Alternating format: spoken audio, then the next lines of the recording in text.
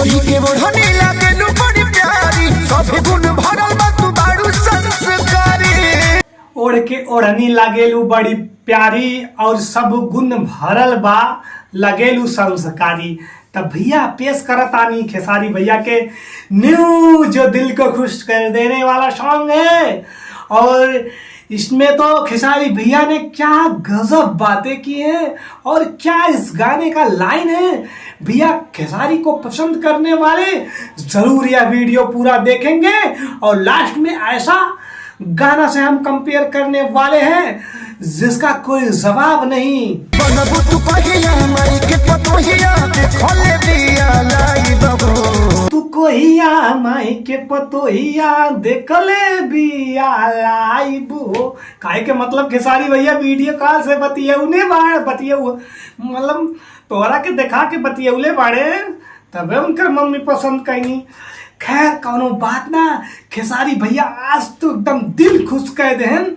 इतना सुंदर लाइन लिखी है जेकर कोनो हद ना गाना में। लगातार हमरे भोजपुरी दुनिया में अब सुधार आवे वाला बा, सुधार के क्रांति चालू हुई बा भैया। चला देखल जाए और का प्यारा लाइन बा इस सॉन्ग के।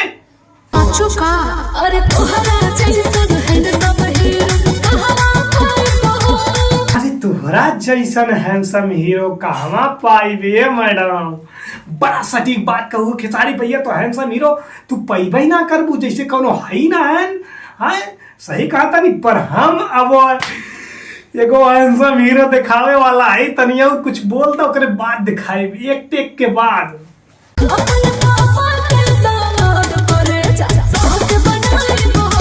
अपने पापा के दामाद करेजा तोहके बनाए हो तो काहे के मैडम राजी बाड़ी है खेसारी भैया। आप कौन दिक्कत बा, तोरे मम्मियों पसंद बाड़ी ले जा बियाह करा, कोनो दिक्कत ना हो।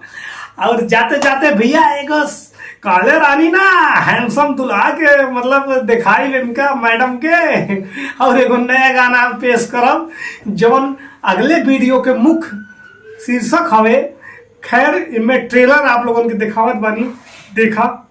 कारी आँख में लगा के सुरमा गलिया बुझाता हवे हो खुरमा। काली काली आँख में लगा के सुरमा गलिया बुझाता हवे खुरमा। देखा भैया खा मत जइया, खुरमा तो बड़ा नरम होला, खाए में बड़ा मजा आवेला। मैडम देखा था खेसारी भैया तो हैंडसम आजकल का हो ये बा। ये छोरा छोरी के मतलब पैसा के चक्कर में मतलब हैंडसम बॉय खोजले बाड़ी मैडम। देखा है भैया तनी एक बार और देखा हैंडसम बॉय के। जब पढ़े जालू ओढ़नी के बिना जान तू नगी ना लागेलू। जब पढ़े जालू ओढ़नी के बिना जान कटोरी ना लागेलू।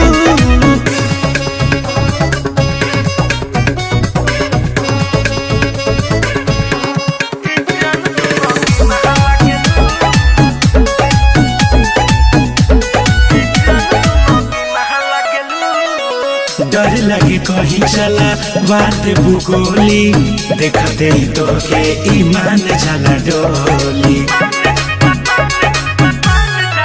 देखी के लुक हुक धरेला काहे ना मनवा मोर डोली। चलिए सटके तो दूरे दूरे भागेलू। जब पढ़े जालू ओढ़नी के बिना, जब पढ़े जालू ओढ़नी के बिना जान तू नगी ना लागेलू। जब पढ़े जालू ओढ़नी के बिना जान कटोरी ना लागेलू।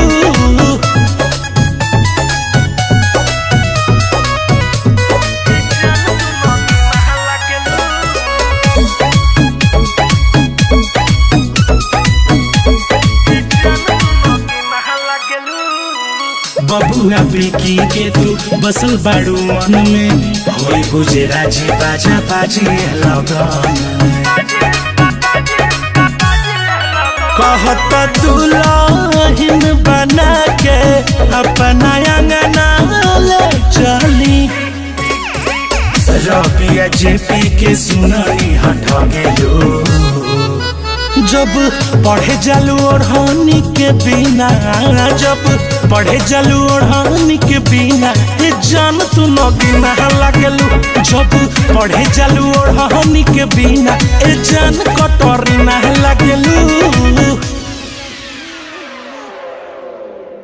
जब पढ़े जालू ओढ़नी के बिना ये जान तू नगीना लागेलू। तो भैया देखा है ये मैडम तो नगीना सहियों में लागत हैं, पर ये हमरे भैया नाग कहाँ से लागत आ रहे हो। ये तो अजगर वाला लागत है, अजगर एनाकोंडा जिसको बोलते हैं। कहा भैया लगन सही कहा था नहीं। और खेसारी भैया से हैंडसम बॉय बड़े। कहा भैया अगर खेसारी भैया के संग और भैया के कारी कारी खुरमा वाला देखे के बा तो चैनल के सब्सक्राइब कला।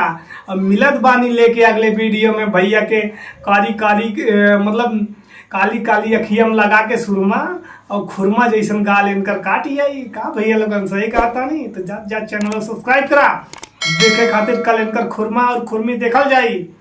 धन्यवाद।